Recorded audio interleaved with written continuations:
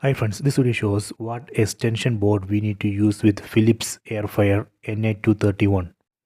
This air fryer operates at around 100 and 700 watts.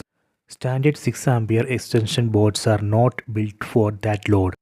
They can overheat, melt or even cause a short circuit. An extension board like gold medal G Expert 16 amp is must if you are plugging in heavy duty appliance like Philips Air Fryer. This is a gold medal G Expert 16 amp extension board. I have tagged this product, please check it. In air fryer code, they have clearly mentioned that it required 16 amp socket. Let me check the features of this gold medal G Expert extension board.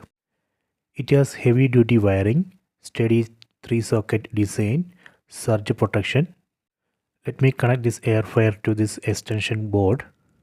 See, we can connect like this. See. Then turn on. I am going to test it. Let me turn on. See, it's working. In order to keep your kitchen safe, you need the right kind of extension board. So please try this. I hope you have enjoyed this video.